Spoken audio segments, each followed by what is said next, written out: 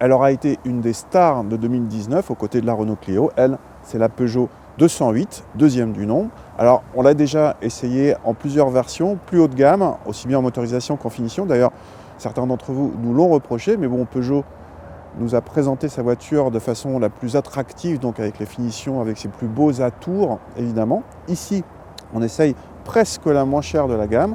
C'est une Peugeot 208 PureTech 75, donc la motorisation essence d'entrée de gamme, associée à la finition active, la deuxième en partant du bas. Alors sur cette finition active, par exemple, on a les crocs, les fameux crocs feu diurne à LED, qui sont bien à LED, mais le bloc optique juste au-dessus comporte des ampoules classiques. À noter que sur la finition Like d'entrée de gamme, le croc est bien présent, mais il est noir, il n'est pas rétroéclairé.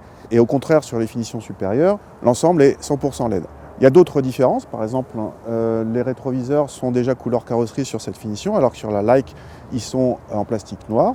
Sur cette finition active, on a aussi des roues de 16 pouces, alors qu'elles sont de 15 pouces sur les finitions Like, et ça va jusqu'à 17 pouces sur les GT Line. Et évidemment, il va y avoir d'autres différences à l'intérieur. Allez, on va voir ça tout de suite. Bonne surprise à l'intérieur, où on retrouve une planche de bord très proche de celle des versions supérieures, avec des plastiques moussés, mais attention, sur la finition Like d'entrée de gamme, donc en dessous de la nôtre, ils deviennent durs. L'écran central atteint ici 7 pouces en série, contre 10 pouces sur les versions supérieures, et 5 pouces noir et blanc sur l'entrée de gamme. Décidément, cette entrée de gamme doit être un peu chiche. Le GPS reste toutefois optionnel sur notre finition active. Les vitres avant sont ici électriques, mais uniquement à l'avant, et la climatisation, même si elle passe par l'écran central, est manuelle et non pas automatique. Pour la sécurité, le freinage automatique d'urgence et l'alerte de franchissement de ligne sont présents de série sur toutes les 208. À l'arrière, rien n'a changé par rapport aux autres 208 en termes d'habitabilité, un peu juste pour la catégorie. Le coffre est bien sûr inchangé et reste l'un des plus généreux de la catégorie, équivalent à celui d'une Clio, mais un peu moins vaste que celui de la Polo.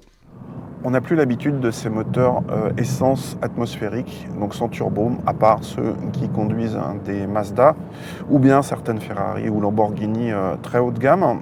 Là, c'est un petit peu l'inverse, donc un 3 cylindres 1,2 litre atmosphérique de 75 chevaux avec peu de couple. On est à 118 Nm, perché un petit peu haut, juste avant 3000 tours. Alors, c'est pas si haut que ça d'ailleurs, mais on n'a plus l'habitude. Ça donne des performances. On est au-dessus de 15 secondes pour le 0 à 100 selon nos mesures, c'est vous dire. Et on passe de 80 à 120 en cinquième sur le dernier rapport, en plus de 22 secondes. C'est long, même s'il y en a d'autres qui font encore plus, qui s'approchent des 30 secondes dans la catégorie. C'est pas la pire. Ce 3 cylindres, on l'entend un petit peu, cette sonorité 3 cylindres quand on accélère, mais bon, c'est pas bien méchant. Au niveau vibratoire, c'est mieux. Il n'y a qu'au ralenti où bon, ça vibre un tout petit peu, mais là non plus, rien de bien méchant. Pour la partie châssis, on avait jusqu'ici essayé que des versions 17 pouces, qui nous avaient paru un peu fermes, mais c'est pour une bonne cause, puisque la 208 est quand même très réussie sur le plan dynamique, très dynamique, très agile. Là, on a une version 16 pouces, on gagne un petit peu en confort, donc ça c'est plutôt bien, c'est un point positif. Et bonne surprise, on garde ce côté dynamique, il y a peu de mouvement de caisse, le roulis est bien contrôlé. Et puis il y a toujours ce petit volant qui contribue à cette sensation d'agilité, d'autant que la voiture est quand même assez légère, on est sous la tonne 100. Du coup, le compromis châssis dans cette version 16 pouces, donc dans cette version plutôt d'entrée de gamme, nous paraît même meilleur que les versions supérieures, grâce à un confort supérieur, et ça c'est plutôt marrant. En consommation, cette 208 est tout simplement la plus sobre de la catégorie selon nos mesures, mais nous n'avons pas encore mesuré la Clio SCE 75. En l'état, cette 208 met un vent à tout le monde avec 1 demi-litre de mieux que la moyenne du segment.